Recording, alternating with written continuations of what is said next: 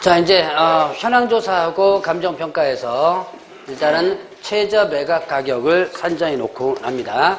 자, 이제 최저 매각 산정했으니까 이제 물건이 있다는 것을 알려줘야지만 되죠. 그래서 매각 기일과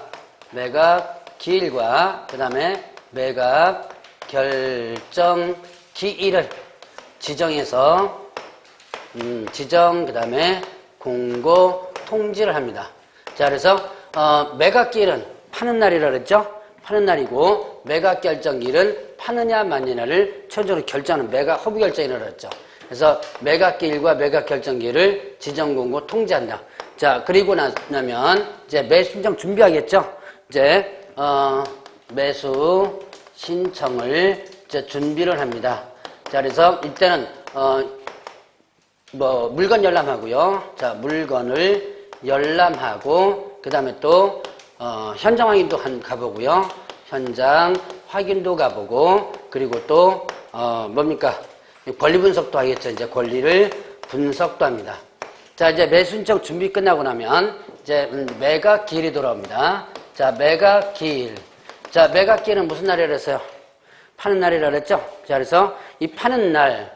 자, 이제 매각 기일. 자, 이제 여기서 입찰 방법이 있어요. 입찰 방법. 자, 입찰 방법은 세 가지로 나눠줍니다. 자, 기일 입찰과 입찰, 그 다음에 또 기간 입찰, 그 다음에 또 호가 경매 이렇게 세 가지로 나눠져요. 자, 일단 기일 입찰, 날을 잡아서 하는 거죠. 날을 잡아가지고 하는 것을 뭐란다? 기일 입찰. 자, 무슨 날 잡아가지고 하는 대부분 우리나라의 99%가 기일 입찰입니다. 자, 그 다음에 기간 입찰은요, 기간을 정해서 하는 건데, 일주일 이상, 그 다음에 또 1개월 이내 기간을 정해서 하는 것이 기간 입찰이에요. 자, 여러분들 교재 지금, 여기 어디 자, 464페이지와 465페이지에 보면 그 기간 입찰과 호가 경매 있죠? 자, 기일 입찰은 날을 잡아서 하는 거고, 자, 기간 입찰이란 일주일 이상, 그 다음 1개월 이내 기간을 정해서 하는 거. 자, 기간을 정해서 하기 때문에 이때 뭘로도 할 수 있냐면 우편으로도 할 수 있습니다. 자, 그래서 기간 입찰 이때는 뭘로도 할 수 있다?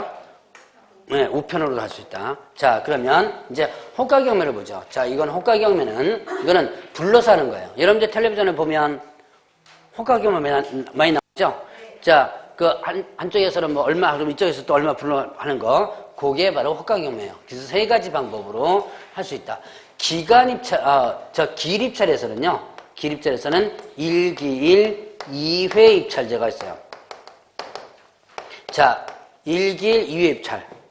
하루에 두 번 하는 입찰 제도가 있었는데, 요거는, 한 1년 정도 몇 군데서 시범 실시하다가 지금은 안 하고 있는 건데요. 제도는 남아있으니까 참고적으로 알아는 두시고 넘어가세요. 자, 하루에 두 번 하는 건데요. 보통 이제, 경매는 오전 10시부터 합니다. 10시부터 하는데, 응찰자가 없어요. 그러면, 자, 응찰자가 없다면 어떻게 돼요? 유찰이 되죠. 근데 유찰시키질 않고요. 자, 경매 절차를 종결되면 이게 유찰되는 겁니다. 근데 그 경매 절차를 직권으로 취소시킵니다. 응찰자가 없을 때는 절차를 직권으로 취소시킨 다음에 오후 2시부터 다시 입찰에 들어가는 게 바로 1기일 2입찰이에요. 그런데 이게 한 1년 정도 시범 실시하다가 안 합니다. 왜 안 하느냐? 오전에 안 팔린 게 같은 가격으로 오후에 팔리겠어요? 안 팔리겠어요? 안 팔리겠죠? 그래서 한 1년 정도 하다 보니까 별로 신통치 않으니까 그냥 지금은 일단 제도는 있습니다. 근데 일단은 실시는 제가 알기로 한 군데서도 안 하는 걸로 알고 있어요. 어쨌든 이런 제도가 있다라는 것만 일단 알아두시고요. 자, 그러면 이제 이렇게 해서 입찰 방법 세 가지 한번 봤고요. 자, 매각 기일 날. 자, 이제 보통 이제 기일 입찰을 했죠? 이제 파는 날 옵니다. 자, 일단 뭘 쓰죠? 입찰표라는 걸 쓰죠? 자, 입찰표를 쓰고요. 입찰표를 작성합니다. 그 다음에 또 입찰표 작성한 다음에 매수 신청 보증금을 내게 됩니다. 맨정 보증금은 얼마를 내냐면 최저 매각 가격이 얼마냐면 10%예요. 자, 다시 한번 매수 신청 보증금은 얼마다? 최저 매각 가격의 10%. 자, 최저 매각 가격의 10%를 매수 신청 보증금으로 낸다. 자, 그러면 이때 이 최저 매각 10%는요. 자, 여기에 최저가의 10%죠. 내가 써낸 금액이 10%가 아니라는 거. 요걸 조심하시고. 자, 일단 입찰표와 그다음 매수신청 보증금 두 개를 자, 이 보증금 봉투가 있습니다. 봉투에다 돈 넣어가지고 입찰표 한 장짜리 해가지고 두 개를 입찰 봉투에다 넣어서 이제 봉해가지고 입찰함에 집어넣습니다. 그리고 나면 이제 1시간 경과가 된 뒤부터 개찰이 들어갑니다. 보통 이제 1시간 뒤부터 개찰이 들어가는데 상황에 따라서 뭐 10시, 11시거나 한번 11시 10분, 20분 이렇게 상황에 따라서 좀 틀려져요. 자, 어쨌든 1시간 뒤에 이제 개찰이 들어가는데 그래서 가장 많이 쓰는 사람은 뭘로? 최고가 매수 신고인으로 선정을 합니다. 집행관이 부릅니다. 누가 얼마 선에서 자 사건번호 몇 번에 대해서 누가 얼마 선에서 최고가 매수인 신고인이 됐다라고 일단 호창 부릅니다. 부르고 나서 그 다음에 자 차순위 매수 신고를 할 수 있도록 하는 거예요. 자 이때 차순위 매수 신고는요. 차순위 매수 신고는 자기가 원하면 하게 됩니다. 자기가 원하면 하고 법원에서 직권으로 하는 건 아니에요. 자 그러면 차순위 매수 신고인을 선정하는데 차순위 매수 신고인을 왜 선정한다 그랬어요? 이유? 선정한 이유? 얘가 돈을 못 냈을 때를 대비해서 소위 말하는 후보자를 뽑아놓는다 그랬죠? 자 그러면 이제 차순위 매수 신고는 아무나 할 수 없다. 자격이 있다 그랬죠? 차순위 매수 신고의 자격을 자 최고가 매수 신고인이 써낸 금액에서 뭘 뺀 액수보다 보증금을 뺀 액수보다 넘을 때만 할 수 있다. 자, 다시 한번. 자, 차순위 자격은 시험 문제 상당히 잘 나오는 겁니다. 벌써 3번인가 4번인가 나왔어요. 차순위 자격, 최고가 매수 신고인이 써낸 금액에서 뭘 뺀 액수보다 보증금을 뺀 액수보다 넘을 때만 할 수 있다. 자, 그러면 보죠. 지금 자, 최저가가 100만 원입니다. 100만 원인데 어떤 사람이 120만 원 써냈다. 그러면 얘가 뭐가 되는 거? 120만 원 써낸 사람이 최고가 매수 신고인이 되죠. 자, 최고가 매수 신고인 이 사람이 보증금 얼마 냈죠? 10만 원 냈어요? 12만 원 냈어요? 10만 원을 냈죠. 자, 다시 한번 매수장 보증금 얼마예요? 최저 매각 가격이 얼마다? 10%라 그랬죠.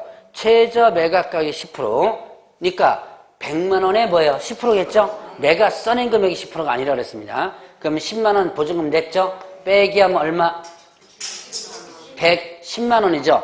110보다는 높아지면 되죠? 그래서 111만 원 이렇게 한번 예를 한번 들었었을 겁니다. 자, 그러면 왜 이렇게 자격을 갖다가 이렇게 제한시키느냐? 자, 얘가 자 최고가가 돈을 못 냈을 때 누구한테 넘어간다? 차순위한테 넘어간다. 근데 이 차순위는 얼마 주고 사는 거? 111만 원에 주고 사는 거죠. 자, 그런데 문제는 이제 여기다가 요 10만 원이 어떻게 돼요? 10만 원이 자 얘한테 돌려줘요 안 돌려줘요?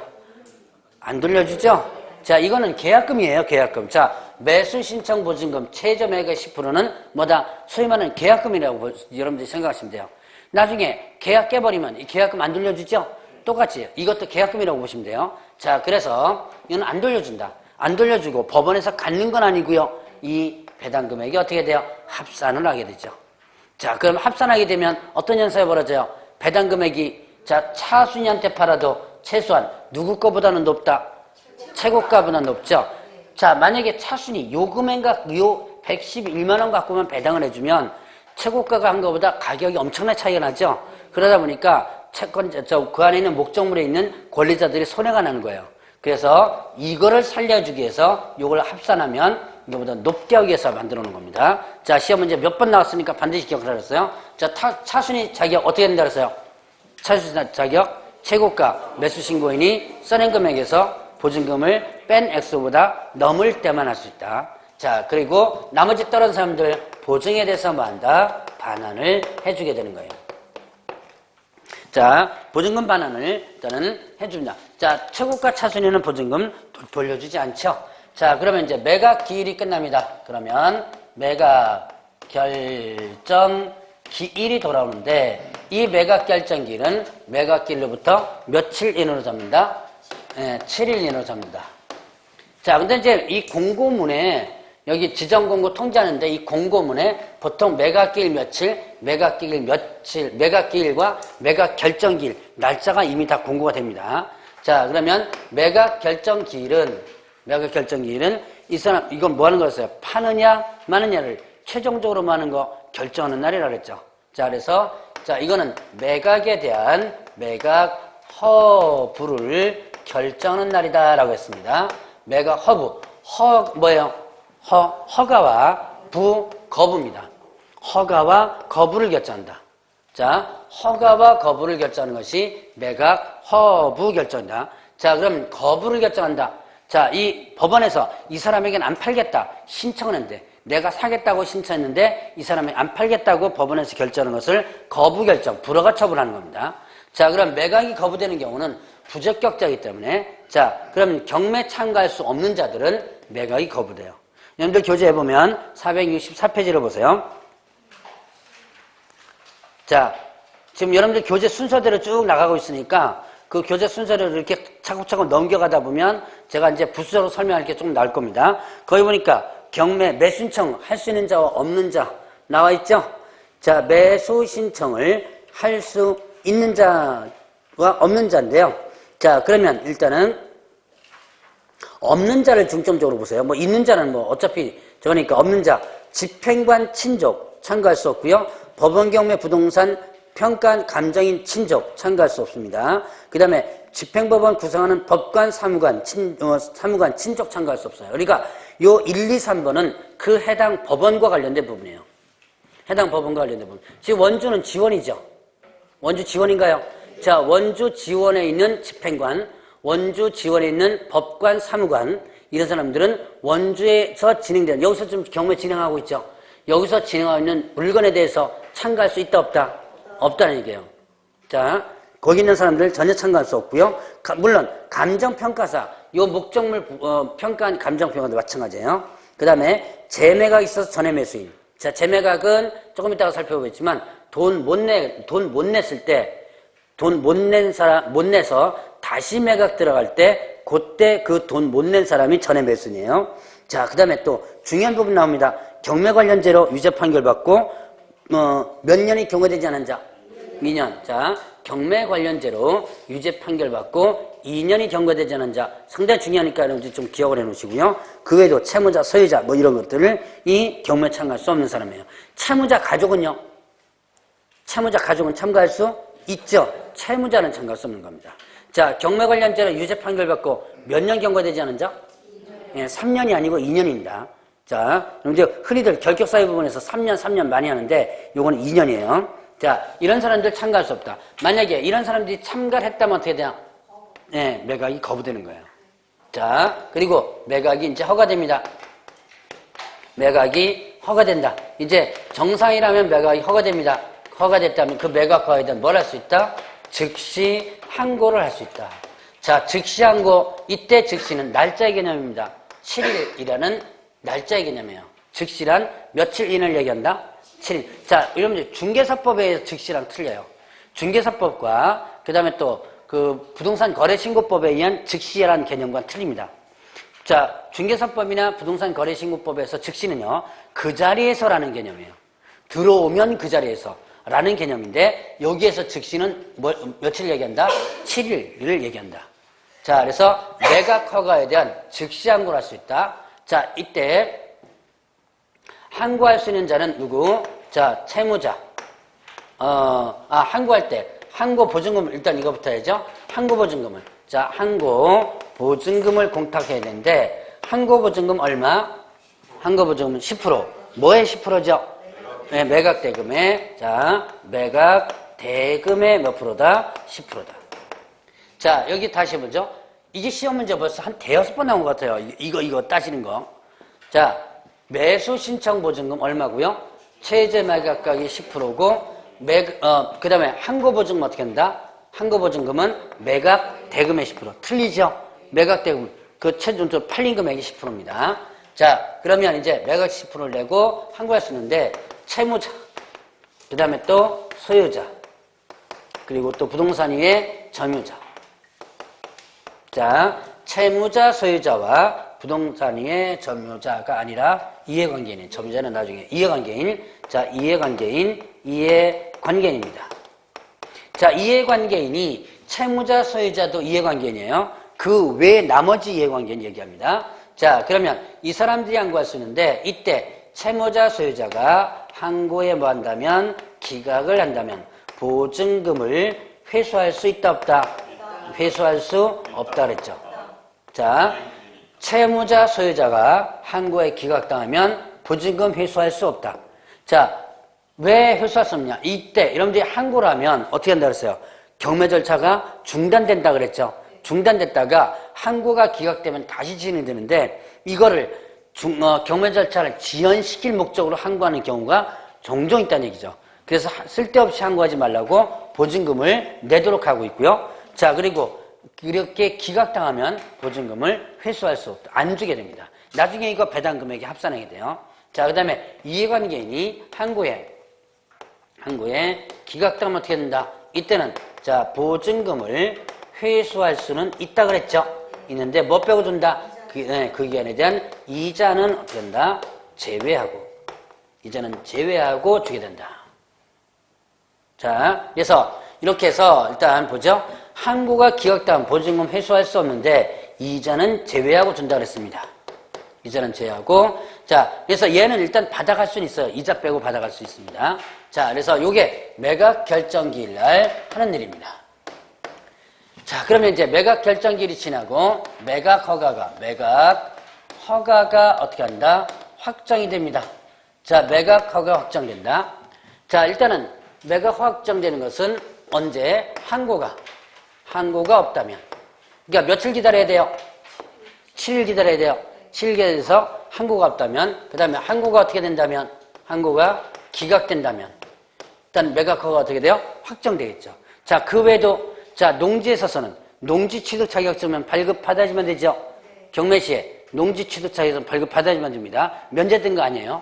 그러면 경매 시 농지증을 발급받아서 매각 결정 기일까지 제출해줘야 돼요. 매각 결정 기일까지 제출해야지만 매각 허가가 확정되게 됩니다. 자, 그러면 이제 항고가 없거나 기각당하면 매각 허가가 확정되고 매각 허가가 확정되면서부터 어떤 용어가 나온다? 매수인이라는 용어가 나와요. 자, 다시 한번 매수인이란 뭘 얘기하는 거? 매수인이란 최종적으로 이 사람에게 팔겠다라고 최종적으로 확정된 사람이죠. 자, 요 매각 확정되기 전까지는 어떤 용어를 쓴다? 신고인이라는 용어를 쓴다 그랬어요. 신고인이라는 용어를 쓰다가 매각 허가가 최종적으로 확정되면 매수인이라는 용어를 쓰는 거예요. 자, 그러면 매각 확정됐으니까 얘한테 뭘 줘요? 이제 대금 납부 기한을 주게 되죠. 자, 대금 납부 기한을 준다. 대금 납부 기한. 자, 여기서 조심할 것 기일이 아닙니다. 기일이 아니고 뭐다?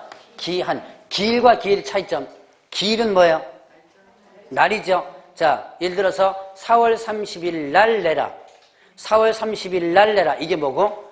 기일이죠. 4월 30일 날 내라. 이게 기일이죠. 그러면 기한은요? 4월 30일까지 내라. 여러분들이 뭡니까? 그 민법의 조건기한에서 배우셨죠? 기한이라는 개념. 자, 4월 30일 날 내라가 기일이고요. 4월 30일까지 내라. 이게 기한이죠. 자, 그러면 4월 30일까지 내라 그러는데 25일 날 냈습니다.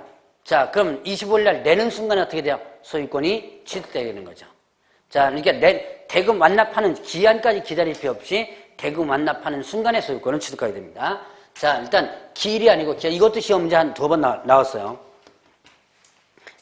최근 연도 나온 것은 24회 때 나왔나? 23회인가 4회 때 한번 한과 일자, 이거 딱 한 글자 바꿔가지고 한번 시험 문제 나왔던 적이 있었습니다. 자, 대금 납부 기한을 주게 되고 그 기한 내 돈 다 내면 어떻게 돼요? 소유권 취득하죠. 그러면 돈 못 내면 어떻게 되죠? 이 기한 안에 돈 못 내면 누구한테 넘어가요? 요 기한 안에 돈 못 내면 차순위한테 넘어가죠. 자, 근데 이 차순위가 없을 수도 있죠. 또 얘가 돈 못 낼 수도 있죠. 그럴 때 자, 다시 매각 들어간다. 팔렸다가 다시 매각 들어간다 그래서 이걸 뭐라 한다? 재매각이라고 그래서 지금부터는 자 재매각과 여러분들 교재는 이게 파트별로 여기서부터 쭉 있는 여기서부터 여기까지 선제되어 있는 걸 여기다 한꺼번에 묶어 놓습니다. 재매각과 새매각이라는 게 있어요. 재매각은요 팔렸다가 다시 판다 그래서 다시 매각한다 그래서 재매각이고요. 언제? 대금 뭐 할 때? 미납할 때. 대금 미납할 때. 자, 이때는 자, 깎아준다 안 깎아준다? 예, 이거는요. 자, 저감되지 않는다. 종전의 조건, 가격의 조건 그대로 적용한다는 겁니다. 종전 가격 그대로 적용한다. 그래서 저감되지 않는다. 자, 새매각은요. 두 가지인데요. 이거는 팔리지 않은 상태에서 새로 판다 그래서 새매각이라고 해요. 매각이 어떻게 됐을 때? 불허가 됐을 때와 그 다음에 또 유찰됐을 때. 자, 매각이 불허가 됐을 때와 그 다음에 또 유찰됐을 때. 아까 불허가 어디서 나왔죠? 허부 결정에서 불허가 처분되죠? 이건 부적격자이죠? 사람이. 자, 그래서 매각 불허가 처분되면 얘한테 안 팔겠다고 최종적으로 결정한 거죠? 자, 이때는 깎아줄까요? 안 깎아줄까요? 안 깎아줍니다. 저감되지 않습니다. 종전의 조건을 그대로 적용합니다. 자, 그 다음에 유찰됩니다. 유찰되면, 자, 매각기일 날, 이날 어떻게 돼요? 매각기일 이날. 응찰자가, 자, 매각기일 이날, 응찰자가 없는 거죠. 자, 이때 유찰되면, 이때는 어떻게 된다? 깎아준다, 안 깎아준다? 네, 깎아준다. 저감이 됩니다. 자, 이제 여기서 시험 문제 나왔던 거. 그 여러분들 구분해 드릴 거.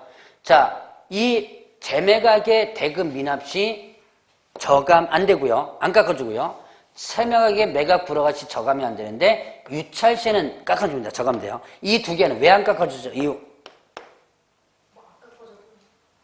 안 깎아줘도? 안 깎아줘도? 예, 답은 나왔어요. 안 깎아줘도 팔리니까. 예, 안 깎아줘도 팔리니까. 왜? 이거는 뭐가 문제예요? 둘 다 보세요. 사람이 문제지. 물건이 문제가 아니죠? 그러니까 안 깎아줘도 충분히 팔릴 수 있으니까 안 깎아줘요. 근데 유찰된다. 이건 왜 깎아줘요? 그렇죠. 물건이 문제가 있죠? 이거는 사람이 문제이고 물건 문제가 없는 거죠. 근데 이건 물건에 문제가 있죠? 그럼 안 깎아주면 안 팔리겠죠? 그래서 깎아주는 거예요. 자, 저감된다 안 된다. 요거 시험 문제 한번 나왔던 부분이 있습니다. 자, 요거 개념 알아두시고 재매각 부분은 재매각일 3일 전까지 대금과 지연이자를 납부하면 이 기일이 취소됩니다. 자, 재매각일 며칠 전까지? 3일 전까지 대금, 지연이자 등을 뭐 하게 되면 납부하게 되면 재매각일이 취소된다. 자, 이제 대금 납부 기한을 갖다가 기한을 일단은 받고요. 자, 대금 납부 기한을 일단 기한 안에 돈 다 내면 어떻게 된다? 돈 다 내면 이 돈 갖고 이제 나눠줘야죠.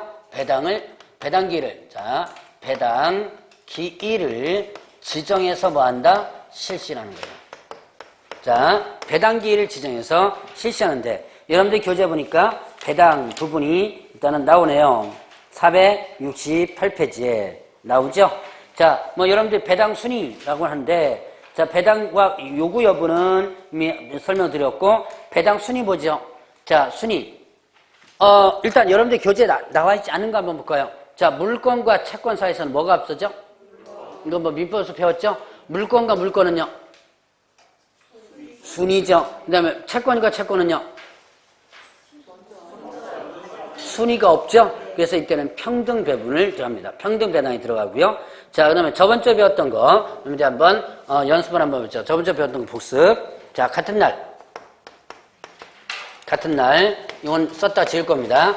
자, 인도, 그 다음에 또 전입신고, 그 다음에 확정일자를 받았습니다. 그런데 그날 저당권이 같이 들어왔어요. 자, 이때, 이거, 누가 앞설까요? 저당권 확정일자. 저당권이 앞서죠. 왜냐? 이유는 확정일자는 다음날 어떻게 돼요? 다음날 0시부터 발생하죠? 그러니까 저당권이 앞서죠. 자, 그러면 보죠. 같은 날 인도 전입신고 확정일자가 있습니다. 자, 다음날 어떻게 된다? 다음날 저당권이 설정됐어요. 자, 그러면 뭐가 앞선다? 자, 확정일자가 앞설까요? 저당권자가 앞설까요? 확정일자가 앞서죠. 이건 왜 확정일자가 앞선다? 예, 이거는, 자, 0시부터 발생하는데, 이거는 낮에 발생하죠? 예, 그러니까, 뭐, 0시에 등기소문 안 연다 그랬습니다. 그래서 이거는 이제, 확정일자가 앞선다. 여기까지는 대답을 잘 하더라고요, 보니까. 자, 이제, 다음 문제. 자, 같은 날, 인도와 전입신고를 했습니다. 자, 그런데 다음 날, 저당권과 확정일자를 받았어요. 자, 이러면 누가 앞선다? 자, 그러니까, 앞에 두 개는 다 대답을 아주 잘해요. 근데 여기서는 이제 확 막히더라 보니까. 이때는 동순입니다. 동순이에요, 동순이. 자, 이때는 왜 동순이냐? 누가 먼저 했는지를 모르기 때문에 그래요. 자, 보죠. 만약에 이때 저당권과 전세권이 설정됩니다. 이거 순위 따질 수 없어요. 전세권 등기했습니다. 같은 날. 저당권과 전세권 등기했습니다. 순위 따질 수 없어요? 따질 수 있죠. 뭘 갖고? 접수번호 있잖아요. 접수번호. 자, 같은 날 등기가 됐어도 접수번호에 따라서 순위를 따질 수 있습니다. 그런데 자, 여기서는 지금 저당권은 등기된 권리죠? 근데 확정일자는요. 등기된 권리가 아니죠. 자, 그러면 결국 어떻게 된다? 이때는 누가 먼저 했는지를 따질 수 있어 없어요? 누가 먼저 했는지 있어요? 따져봐요. 누가 먼저 했어요? 예? 예, 인도와 전입신고. 자, 인도와 전입신고, 이게 같은 날 왜 인도와 전입신고 있고 다음 날 뭐 했어 지금? 저당권 확정일자 받은 거죠? 자, 이때 자, 저 확정일자 찍어줄 때 시분초까지 찍어주는 거 아니고 저당권 접수할 때 시분초까지 해주는 게 아니죠? 그러니까 이게 누가 먼저 했는지 모르는 거예요. 그렇기 때문에 이때는 어떻게 된다? 동순위가 된다. 자, 여기까지 기억하고 있어야 돼요. 배당 순서와 관련된 부분은. 자, 그 다음에 또 이제 배당 순위는 여러분들 교재에 있는 거 갖고 보겠습니다. 자, 영순위가 있죠? 자, 여러분들 교재 469페이지 보세요. 영순위. 뭐 있어요? 경매비용과 그 다음에 저당부동산의 제3취득자의 필요비, 유익비 등 비용상환 청구권 있죠? 자, 경매비용. 이걸 어떤 교재에서는 굳이 순위를 따진다면 굳이 요거 두 개 갖고 누가 먼저냐 따진다면 경매비용이 먼저입니다. 근데 보통 보면 그냥 이거를 영순위로다가 다 처리해버려요. 자, 뭐 필요비, 유익비가 뭔지는 아시죠? 자, 이거는 참고적으로 얘기한다면 필요비, 유익비, 비용이 나가는 게 아니라 그 시설물을 설치해서 건물의 가치가 증가됐을 때 증가분을 갖다 청구할 수 있어요. 그러니까 내가 어떤 시설물을 설치했는데 그 시설물이 설치되면서 그 건물이 그 가치가 증가됐다. 그럼 이거 어떻게 증명해요? 어떻게 증명하죠? 가치가 증가됐다는 것을? 간단하죠. 감정평가하면 되겠죠. 자, 내가 예를 들어서 자, 예전에 저기 뭡니까? 이런 게 있었어요. 자, 여기에 지금 1층, 2층, 3층, 4층, 5층, 5층짜리 건물인데요. 요즘 건물이야 4층짜리도 엘리베이터 다 만들어 놓죠. 근데 아주 옛날 건물에 보면 어떻게 돼요? 5층짜리인데도 불구하고 엘리베이터가 없는 건물들이 있었어. 요즘들은 이제 거의 다 그런 건물들이 다 헐어졌는데, 자, 근데 5층에다가 당구장이라든가 뭐를 내려고 그래요. 근데 손님이 와야 안 나와요? 안 오죠? 그러니까 5층만 올라갈 수 있는 뭘 만들어 놓는다? 엘리베이터를 만들어 놓은 거예요. 자, 그러면 이 건물이 이제 경매 들어갑니다. 그럴 때, 자, 이 엘리베이터를 설치함으로써 이 건물의 가치가 어떻게 돼요? 증가됐겠죠? 이걸 어떻게 증명하느냐? 감정평가서를 제출해 줘야 돼요. 내가 이 엘리베이터를 설치했는데 설치해가지고 이 건물의 가치가 이만큼 증가됐다는 것을 증명을 해서 해줘야지만 됩니다. 자, 그 다음에 또 이제 1순위 있죠. 주택임차인, 상가임차인들 뭐예요? 소유보증금 우선 면제하는 거. 그 다음에 근로자 임금 최종 3월분과 최종 3년금의 임금 퇴직금 있죠. 자, 그리고 그 다음에가 뭐가 나와요? 당해세. 그 목적물에 부과된 당해세 나오죠. 그리고 이제 법정기일이 담보물건보다 앞선 국세나 지도세. 법정기일을 중심으로 해서 담보물건보다 앞선. 그러면 이거는 뭐 당연한 얘기 같은데요. 뭐 담보물권도 앞서니까 담보물권보다 먼저 하는 것은 당연한 건데, 그런데 이제 그 뒤에가 좀 사이가 조금 틀어져서 나옵니다. 자, 이제 4순위가 뭐가 된다? 담보물권, 저당권, 전세권, 확정일자, 임차 이런 거죠? 순위배당이고, 그 다음에 이제 일반 임금채권이 그 사이로 껴들어가요. 일반 임금채권. 자, 다시 한번. 법정기일이 담보물권보다 앞선다면, 담보물권도 그 앞에 들어가 있죠? 자, 그리고 그 법정기일이, 그리고 나서 이제 순위배당 들어가고, 그 다음에 뭐가 들어간다? 일반 임금채권이 껴들어갑니다. 일반 임금채권이, 일단 앞에 최우선 변제받는 임금채권이 있죠? 위에 뭐예요? 최종 3월분과 3년분 있죠? 그거 말고 나머지 임금채권 얘기하는 거예요. 자, 그리고 법정기일이 담보물권, 보증금, 임차보증금보다 뒤에 있는 국산의 지방세가 그 뒤로다가 배당이 됩니다. 그러니까 뭐보다 밀려버리는 거예요, 지금? 예, 일반 임금채권보다는 자, 법정기, 국세나 지방세가 법정기일이 담보물권보다 후순위라면 뭐보다 밀려버린다? 일반 임금채권보다 밀려버린다. 그게 빠져버리면 사실은 당연한 얘기 같은데요. 그런데 이 일반 임금채권이 그 가운데 딱 껴들어가 있다는 얘기예요. 자, 그리고 이제 그 외에 공과금 있죠? 그리고 또 일반 채권 이렇게 되죠. 자, 요 정도만 여러분들 순서대로 일단은 기억을 하시면 될 겁니다. 자, 이제 이렇게 해서 배당기일 지정해서 실시를 하고 나면 이제 소유권 이전, 등기 촉탁 들어가면 이전, 등기와 관련된 촉탁이 들어갑니다. 자, 이전 등기 촉탁 들어가고, 자, 그러면서 이렇게 소유권 이전 등기를 어디서 해주는 거? 법원에서 해주는 거죠? 그렇기 때문에 서류를 어디로 제출한다? 법원에다가 제출한다. 자, 그리고 나서 이제 인도명령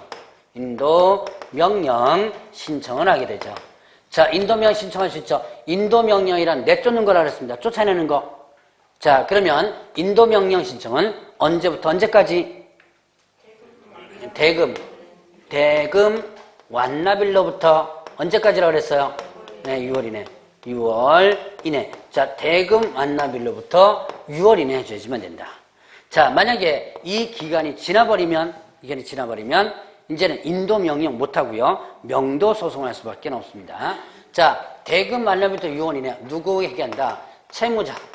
그 다음에 또 소유자. 그 다음에 또 부동산 위에 점유자. 그래서 채무자, 소유자, 점유자. 이렇게. 자, 여기서 점유자는 누구한테 대항할 수 없는 점유자예요? 매수인에게 대항할 수 없는 점유자죠. 자, 그래서 여기까지 해서 저는 그 경매 절차를 한번 보고 갑니다. 이 정도는 여러분들이 정리를 좀 해 놓으셔야지만 돼요. 자, 그러면 이제 공매를 보겠습니다. 요거는, 자, 여러분들이 471페이지를 보세요. 공매 종류 나오죠? 근데 공매는 실제 시험 문제에 거의 안 나옵니다. 지금 현재 공매는요. 옛날에 나왔었어요. 옛날에 공매 문제가 나왔었는데 왜 나왔었냐면, 자, 옛날에는요, 이제 벌써 한 10몇 년 벌써 돼가네요.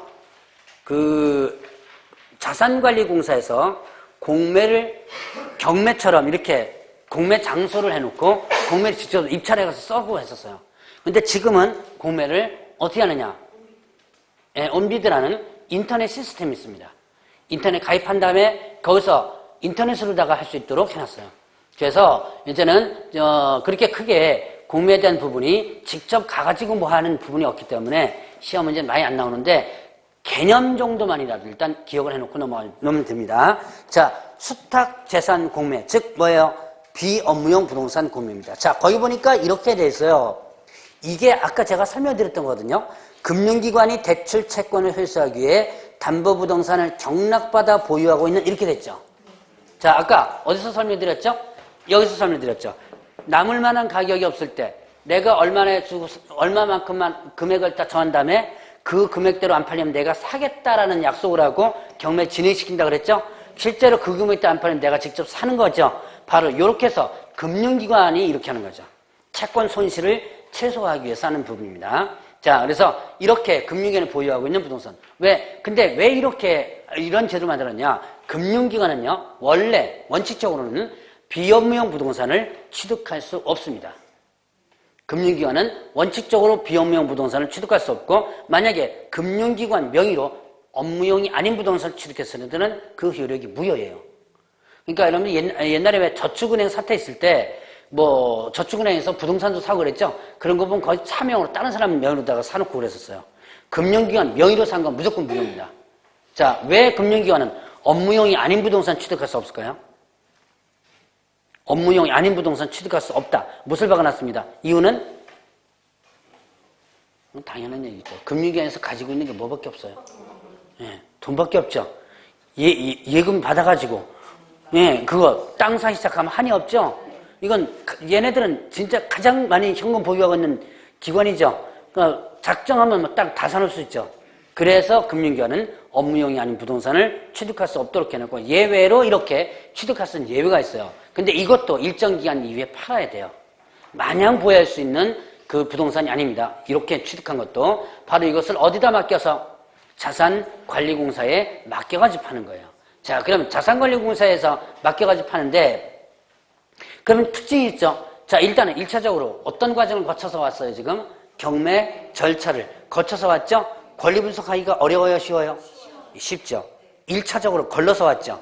이게 권리 분석하기가 쉽고요. 자, 그 다음에 또 이런 비업무용 부동산 같은 경우는 일단은 분할 납부할 수 있습니다. 대금을 뭐 할 수 있다? 분할해서 납부할 수 있다. 자, 제가 지금 특징 설명하는 것은 그 뒤에 그게 어디 있어요? 470페이지 그 핵심 정리에서 공매하는 부분이 있죠?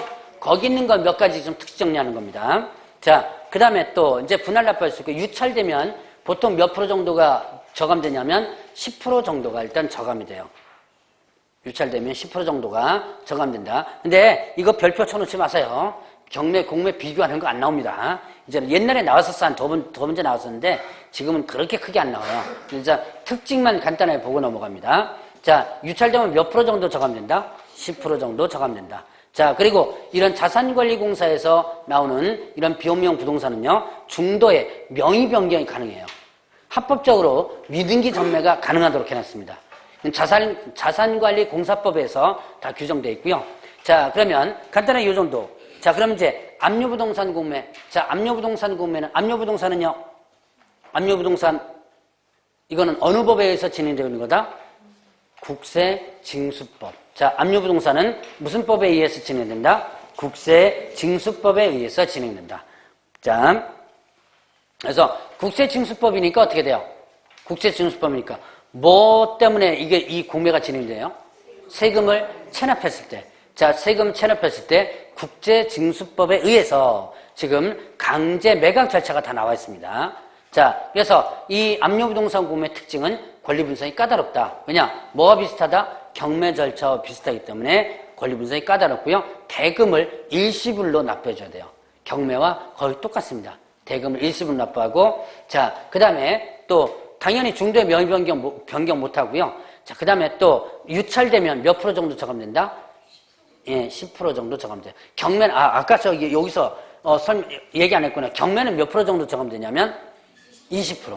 그래서 30%. 근데 그냥 공부할 때는 20%라고 일단 알아두셔야 된다 그랬죠? 원중 몇 프로 저감돼요? 30%인가요? 예, 그래서 보통 이제 이 정도, 시군 지역 같은 경우는 군 지역이나 이런 같은 경우는 저감이 좀 많이 됩니다. 그리고 이제 대도시 같은 경우 저감이 좀 적게 되고요. 근데 공부할 땐 그냥 20%라고 일단 해도 상관없어요. 자, 이렇게 저감되는데, 자, 압류부동산이나 아니면 또 비업무용 부동산 공매는 어떻게 된다? 10% 저감되죠. 그리고 이거 어디서 다 대행하냐면, 어디서 대행한다? 자산관리공사에서 대행을 합니다. 위탁 매각을 하게 되죠. 자, 그래서 그렇게 여러분들이 구분을 해보시고요. 자, 그래서 이 정도까지만 개념 정도 정리를 하고 넘어갑니다. 자, 472페이지로 넘어가요. 자, 매수 신청 대리 등록 관련 실무라고 나오는데요. 자, 이거는 뭐냐면 대법원 규칙 얘기입니다.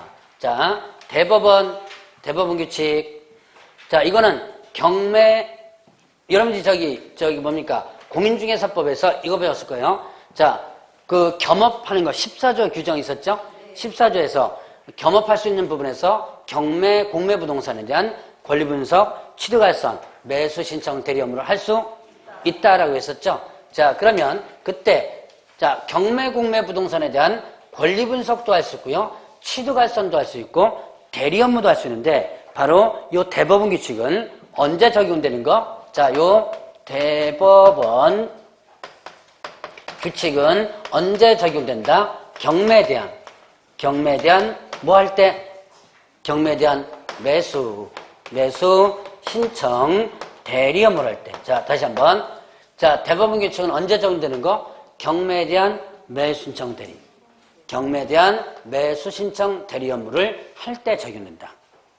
자, 경매에 대한 권리 분석할 때 적용되는 거 아니에요? 자, 경매에 대한 취득할서만 할 때 적용되는 게 아니라 언제만 적용되는 거? 경매에 대한 대리 업무. 대리가 뭐예요? 매수 신청 대리. 다른 사람을 대신해서 내가 들어가서 낙찰받아 주는 거죠? 자, 그 업무를 할 때만 적용된다라고 했었습니다. 자, 그러면 일단 여기서 이제 대법원 규칙 여기만 적용된다는 걸 일단 기억해 놓으시고, 자, 그러면 거기에 대리권의 범위 일단 나옵니다. 자, 대리권의 범위 한번 볼까요? 여기에 칠판에 적어보죠. 자, 대리권의 범위가 있습니다. 자, 매각기일날 하는 거 네 가지가 있어요. 매각기일날 하는 거, 보증 제공, 그 다음에 입찰표 작성해서 제출하는 거. 자, 그 다음에 또, 자, 보증금 제공하는 거, 맨청 보증금 얼마였죠? 맨청 보증금. 최저 매각 가격이 10%였죠? 맨청 보증금 10%와, 자, 입찰표 쓰죠. 이 두 개를 한꺼번에 봉투에다 넣는다 그랬죠? 그래서 이제 입찰 들어갑니다. 떨어지면요, 차순위 매수 신고를 할 수 있다 그랬죠? 신고할 수 있고요. 이것도 떨어지면요, 보증 반환. 이것도 떨어지면 보증 반환 신청을 할 수 있다 그랬어요. 요게 매각 기일날하는 거죠? 자, 다시 한번. 매각 기일날, 파는 날. 뭐예요? 들어가서 입찰표 쓰죠? 그 다음에 또 보증금 넣죠? 입찰표 쓰고 보증금 넣고 해가지고 입찰봉투에다 집어넣어가지고 입찰함에 집어넣습니다. 자, 그러면 최고가 안 됐죠? 안 됐으면 떨어졌으면 뭐 한다? 차순위, 매수신고 신청할 수 있죠? 지금 차순위도 떨어졌습니다. 그럼 어떻게 돼요? 이제 떨어졌으니까 돈 받아가서 나와야죠? 그래서 보증 반환 신청하는 것까지. 자, 여러분들 교재는 보증금을 돌려줄 것을 신청하는 이렇게 돼 있죠? 간단하게 그냥 보증 반환이라고 했습니다. 자, 그래서 이렇게 매각기일하는 거와 그 다음에 또 이제 공유자에 대한 우선 매수 신고와 그 다음에 부도임대주택에 대한 임차인에 대한 우선 매수 신고 이렇게 두 가지가 있고요. 그리고 이렇게 우선 매수 신고가 있다면 최고가는 차순위로 떨어지는데 차순위에 대한 지위를 포기하는 것을 대리할 수 있다. 자, 요 세 개는, 자, 요거는 매각 기일날하는 거 네 가지고 우선 매수 신고 관련된 거 세 가지. 딱 두 가지입니다. 크게 보면 두 가지예요. 매각 기일날 하는 행위 네 가지와 우선 매수 신고 관련된 세 가지. 자, 그러면 이제 보죠. 공유자 우선 매수 신고를 보겠습니다. 자, 여기에 A, B, C. 자, 이 땅을 세 명이서 공유하고 있는 거예요. 그럼 각각에 뭐가 나오죠? 지분이 나오죠? 자, 지분이 나옵니다. 각각의 지분이 나와요. 자, 그러면 지분은 단독 처분 가능하죠? 자, 단독 처분이 가능하다. 자, 단독 처분이 가능하니까 결국은 어떻게 한다? 이 지분에 대한 뭐가 들어올 수 있어요? 경매가 들어올 수 있죠. 자, 그러면 이때 지분 경매가 들어왔을 때 법원은 B와 C에게 우선 매수 신고를 할 수 있도록 합니다. 지분 경매가 들어왔다는 사실을 통지하면서 먼저 사라라고 우선 매수 신고를 할 수 있도록 하는 거예요. 자, 그러면 얘한테 뭘 주는 거예요, 지금? 우선권을 주는 거죠? 얘한테 우선권을 주는 이유. 일단 얘가 공유물을 어떻게 돼요? 보유하고 있는 거죠? 공유물을 보유하기 때문에 얘한테 우선권을 주는 거예요. 자, 그러면 이때 우선 매수 신고를 할 수 있도록 하는데 내가 가격을 써내는 게 아니라 어떤 가격으로? 최고가 매수 신고인이 써낸 가격으로 얘가 써낸 가격으로 우선 매수 신고를 하도록 하는 거예요. 자, 얘가 얘가 가격 써내가자는 게 아니라 어떤 가격이에요? 최고가 매수 신고인이 써낸 가격으로 우선 매수 신고를 할 수 있도록 하는 거예요. 자, 그러면 이때 이제 최고가 매수 써낸 가격을 우선 매수 신고됐습니다. 그럼 얘한테 어떻게 돼요? 법원에서는 먼저 팔죠. 우선 매수 신고했다면 얘한테 먼저 팔고, 그 다음에 이제 최고가가 문제예요. 얘는 먼저 사겠다고 했는데 얘는 졸지에 얘한테 뺏겨버렸죠. 얘는 뭐가 된다? 자, 차순위 매수 신고로 본다 그랬습니다. 결국 뭐냐면 차순위로 떨어져 버려요. 자, 이 차순위에 대한 뭐를? 지위를 포기할 수가 있습니다. 차순위는 지위를 포기할 수 있다. 나는 이거 물건 살려고 한 거지 차순위로 기다리려고 한 건 아니다. 나 안 할래. 그러면 일단 포기할 수 있습니다. 그러면 보증금을 다시 되돌려줘요. 자, 그러면 이제 이게 공유자 우선매수 신고 제도고요. 자, 그럼 이런 게 있습니다. 부도 임대주택에 대한 임차인의 우선매수 신고 제도. 여러분들 저 임대 아파트에서 주로 나오는 건데, 여러분들 임대 아파트가 크게 여러분들 뭐가 있어요? 소위 말하는 주공 임대 아파트 있죠. 근데 주공 임대 아파트는 부도 난리가 없습니다. 주택공사 망하기 전까지는 부도 난리는 없고, 자, 주로 어디서 많이 하느냐? 민간건설 임대 아파트. 혹시 여기에 그 임대 아파트 조그맣게 일반 개인 회사 같은 데서 저가지고 임대 사업하는 곳이 이런 아파트 있어요, 여기? 있나요? 한 동, 두 동 요 정도 해가지고, 아주 작은 건설회사나 이런 데서 임대 사업하기 위해서 이렇게 하는 게 있습니다. 근데 문제는 얘네들의 아파트가요, 지네들이 돈이 없거든요. 그러니까 주로 뭘 해가지고선 아파트 지어요? 은행에서 돈을 빌려가지고 일단 아파트를 칩니다. 아파트를 진 다음에 은행에서는 가만히 있지 않죠? 짓자마자 여기다 뭘 설정한다? 네, 저당권을 일단 설정하는 거예요. 임대 아파트니까 소유권은 임대 명의로 당연히 다 넘어가겠죠? 자, 저당권 설정한 뒤에 임차인을 드리는 거예요. 자, 그러면 이때 저당 못 갚으면 어떻게 돼요? 부도나는 거죠? 그럼 이 임차인들은 졸지 어떻게 돼요? 나가야 돼요. 왜냐? 저당권이 앞선이기 때문에 거의 한 푼도 못 받고 나가야 되는 상황이 벌어집니다. 바로 이런 사람들의 일정 부분을 보호하기 위해서 이 제도를 만드는 거예요. 똑같이, 야, 임차인이 있습니다. 임차인이 어떻게 해요? 우선 매수 신고를 합니다. 어떤 가격으로? 이 가격으로. 그럼 누구한테 먼저 팔고? 임차인에 먼저 팔고, 그 다음에 얘는 최고가가 되는 거예요. 근데 이거는 현실적이지는 못해요. 자, 이거는요, 지금 거의 활용도가 없습니다. 왜 없느냐? 임차인이요, 이거 살 돈 있으면, 거의 안 들어가죠? 살 돈 있으면. 그래서 지금 거의 보면 거의 명의신탁 정도만 하고 있어요. 얘가 권한 있죠? 얘 돈 없죠? 누가 돈 대줘요. 돈 대가지고 얘가 뭐 할 수 있도록 우선매수 신고해서 살 수 있도록 하는 거죠. 이게 무슨 명의신탁? 그렇죠. 계획명의신탁이죠? 자, 이 명의신탁 관계로서 하는 거지 본인이 거의 못 들어갑니다. 이거는. 어쨌든 제도는 이런 제도가 있다라는 것만 일단 기억을 해놓으면 됩니다. 자, 어쨌든 이렇게 공유자, 그 다음에 임차인 우선매수 신고 제도 있고요. 그 다음에 이렇게 우선매수 신고했다면 최고가는 뭘로 떨어진다 그랬어요? 차순위로 떨어진다 그랬죠? 차순위는 뭐를? 지위를 포기할 수 있는 것. 자, 총 7가지. 자, 그러면 개업공개에서는 너네들은 대리 업무를 요만큼만 해라. 요만큼만 문 열어놓은 거예요. 이 범위를 벗어나서 개업공개사가 만약에 대리 업무를 한다면 이건 어떻게 될까요? 이 범위를 벗어나서 대리 업무를 계속한다면 이건 변호사법 위반이 됩니다. 원래 이거 영역은 누구 영역이라고 그랬어요? 변호사 업무라고 그랬죠? 변호사 업무인데 이만큼만 문 열어놓은 거예요. 지금 이만큼만. 이 범위를 벗어나서 하면 변호사법 위반이 돼요. 자, 그러면 그 밑에 보니까 473페이지 대리대상물 나오죠? 대리대상물. 그러니까 뭐가 같아요? 중개대상물과 같죠? 자, 대리대상물은 곧 중개대상물입니다. 자, 좀 쉬었다가 대리등록 부분 들어갑니다.